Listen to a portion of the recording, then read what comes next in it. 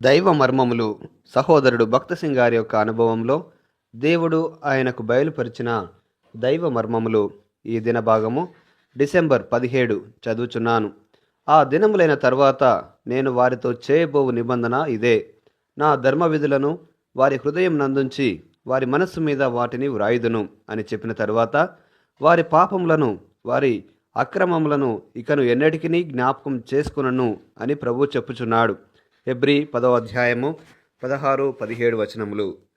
7వ నిబంధన. ఈ నిబంధనను దేవుడు విశ్వాసతో చేసెను. ప్రభువైన యేసుక్రీస్తు యొక్క బలియాగం ద్వారా పాపం పూర్తిగా తొలగించబడెను. ఆయన నియమములను మన హృదయముల మీద వ్రాయిచున్నాడు. ఒక వ్యక్తి ఎంత అజ్ఞాని అయినను దేవుడు అతనికి దైవిక విషయములను గూర్చిన జ్ఞానమును అనుగ్రహించును. అయితే ఆయన అనగా సత్య స్వరూపి అయిన ఆత్మ వచ్చినప్పుడు మిమ్మను సర్వసత్యంలోనికి నడిపించును. ఆయన తనంతట తానే ఏమియు బోధింపక వేటిని వినునో వాటిని బోధించి సంభవింపబోవు సంగతులను మీకు తెలియజేయును.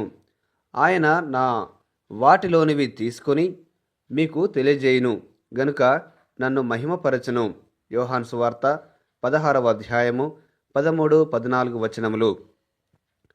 హెబ్రీ గ్రీకు భాషలు రాకపోయినప్పటికీ సామాన్యమైన విశ్వాసము మనము కలిగి ఉండిన ఎడల పరిశుద్ధాత్మయే మనకు సమస్తమును బోధించును. మనము దేవునికి లోబడి ఆయన నడుపుదలను ఎరిగిన ఎడల పరలోక మర్మములు మనకు వెల్లడియగును.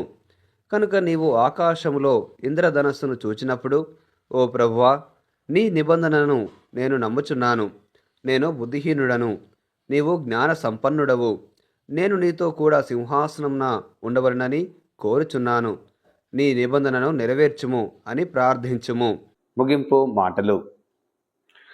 నేటి దినవాక్యం ద్వారా ప్రభు మనలను ఆత్మీయంగా నడిపించి సహాయపడి సమృద్ధిగా ఆశీర్వదించునుగాక. ఆమెన్. దైవజనుడు భక్త సింగ్ గారి యొక్క వర్తమానములు, అందులో దైవ మర్మములు, అలసిన వాణిని ఊరడించు మాటలు పుస్తకములు మీ కొరకై ఈ ఛానల్లో అందుబాటులో ఉంచాము.